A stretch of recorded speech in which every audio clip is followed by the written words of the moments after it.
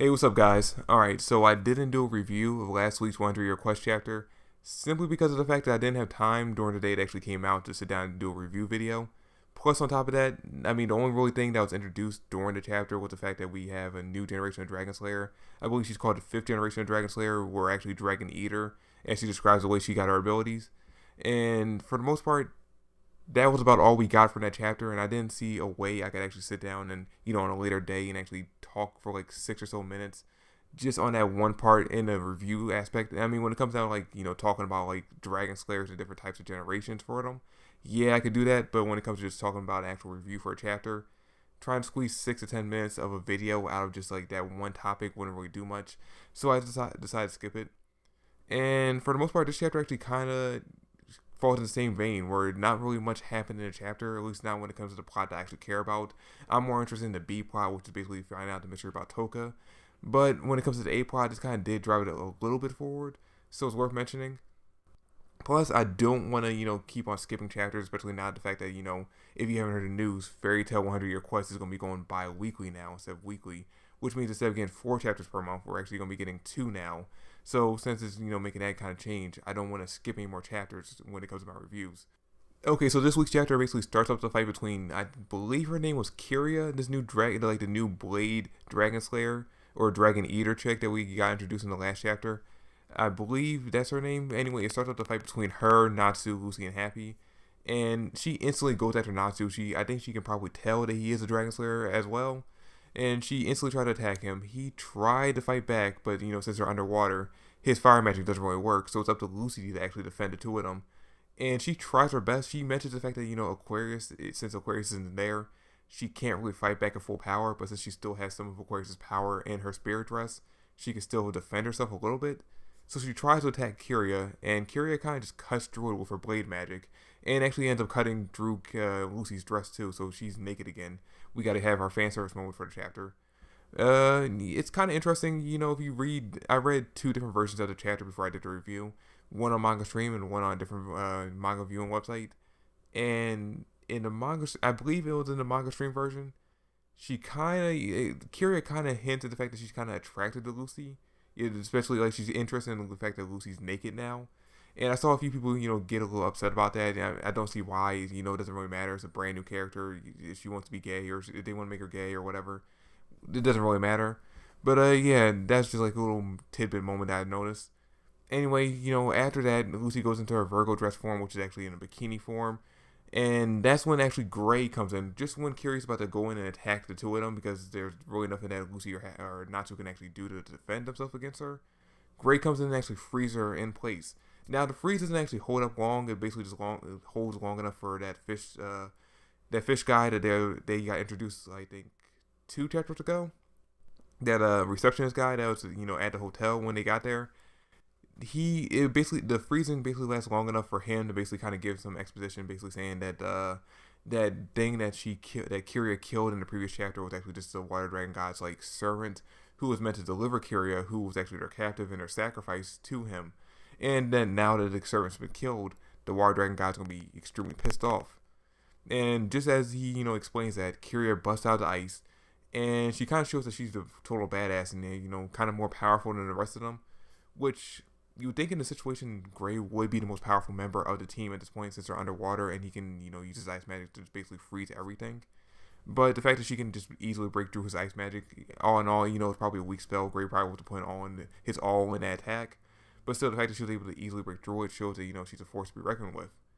And speaking of forces to be reckoned with, that's when Urza, our girl Urza, comes flying in, swimming in basically, with her sword in hand, ready to come down on Kyria. And Kyria is happy. She's excited. She's like, oh shit, a sword versus my blade magic. Let's see what's stronger. But before she can actually, find out which one of the two actually would win in the fight, another one of her comrades, another Dragon Eater, actually comes swimming in, torpedoing in faster than Urza isn't even swimming, and actually ends up blocking the attack. And we find out that this guy I believe his name is Mad Mold, something like that. In the manga stream translation, it was Mad Mole, and in the other version, it was Mad Mold. So I'm not sure exactly which one to go with. But anyway, he comes in. We find out that he's actually the Armored Dragon Slayer or the Armored Dragon Eater, which kind of brings up another question, and the question I saw in some comment sections on Manga Stream. How if the dragon he ate was the armored dragon, how did he manage to defeat it and eat it? Especially you would think the armored dragon would be kind of OP. But I don't know. Maybe Kyria did mention that her blades can basically cut through anything, so maybe she, already had her magic and she was able to cut down the dragon for him to eat. I don't know. It's kind of it's not really something to focus on, but it's kind of a plot hole in itself. Now, what's really interesting about the fact that Mad Mole, whatever you want to say his name is, what's interesting about his arrival is the fact that he didn't come here just to save Kyria. He was actually sent here by a guy named Scallion, who I'm assuming is their leader, the leader of their Dark Guild or their, Dragon Hunting Guild. Because of the fact that, he's the way Mad Love talks about the fact that Scallion sent him there to pick up Kyria, made it seem like she didn't really have a choice in the matter of coming back. Now she fights back against it, saying, she didn't complete her mission of basically killing the Water Dragon God. Which, by the way, before they can even finish really their conversation about whether or not the fact that she's going to go back or not, that's when the Water Dragon God actually comes in. He actually takes apart the fucking ocean. He literally just not evaporates, kind of splits the ocean into like a star shape, and basically gets rid of all the water. And he comes in like a badass, saying, "Hey, what the fuck's going on? You're kind of fucking up my town here. Who the fuck are you people?" And you know what's kind of interesting about the end of this chapter when the Water Dragon God actually shows up? We get this huge panel of Natsu kind of looking up at him, confused, and he says, "A human." Which indicates that, he obviously didn't know that the Water Dragon God was a human. Which at first when I read it, I didn't pick up on. I didn't really, think much of it. I was like, yeah, of course he's human, Natsu. Why didn't you think that? And then I remember the fact that dragons, pure-blooded dragons, can't turn into humans. Only dragon slayers who gain the ability to turn into dragons and go back and forth between the forms. And that's when it clicked in my head. That's right, Natsu and them didn't know the Water Dragon God was a human dragon slayer. We knew that all along simply because of the fact that he could switch back and forth. As far as Natsu and the rest of them knew, they were hunting down actual dragons.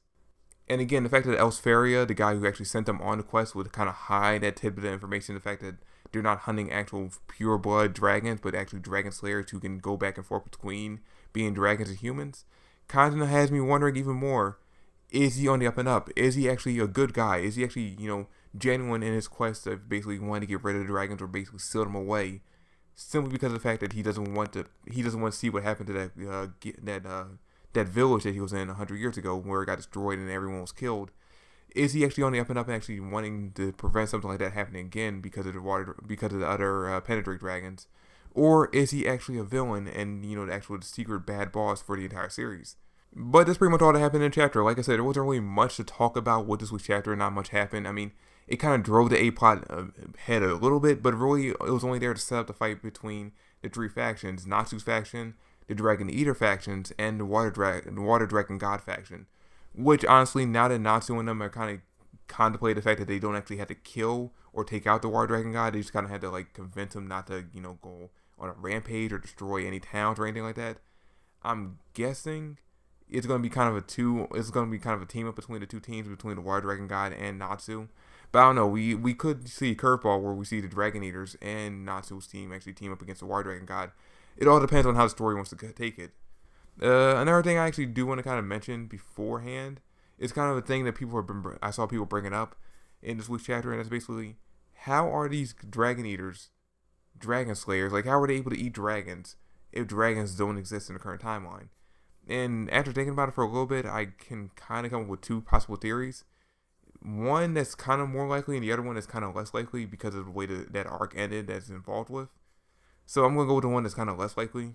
Okay, so my first theory, which is the less likely one, is that basically during the whole Grand Magic Games arc, when we saw that future version of Rogue, that future evil version of Rogue come back and open up the gate, maybe more dragons than we were actually initially led to believe got through. Like maybe there was another gate somewhere else that activated at the same time, or maybe more dragons slipped by without anyone noticing, and those dragons came to this brand new continent or this other continent, and they came across these other Dragon Slayers or these Dragon Eaters, and were defeated and basically eaten, and that's how they got their abilities. Now, that's very unlikely simply because of the fact that, it was stated how many dragons actually did manage to get through, and the fact that all of them did go back through the gate at the end of that arc. So I kind of doubt that's basically what's going on here, and that's how these Dragoneers got their abilities. The other possibility I have is basically the fact that maybe the Dragoneers were able to actually eat living, breathing dragons because dragons actually still exist on this continent. And it's not that far of a stretch to believe that, there are dragons out there that Natsu and them aren't aware of. I mean, they didn't know about the fact that Akeno Logia exists until we came to Tenro Island to basically destroy them. So it's not that unbelievable that they actually aren't unaware of dragons that exist on this continent, or did, before the dragon hunters actually came. I mean, like I said, they didn't even know about the Penetrakes before they actually got here on the quest. So yeah, there is a huge possibility that, there are other dragons out there on other continents, or even just on this continent alone, that we haven't been introduced to. But that's it for the video, guys. Thanks for watching. I hope you enjoyed. If you did, drop me a like, subscribe to the channel. I'd greatly appreciate it. Comment down below your thoughts and theories on the chapter, and I'll catch you guys later. See you in 2 weeks for another chapter review. But yeah, peace.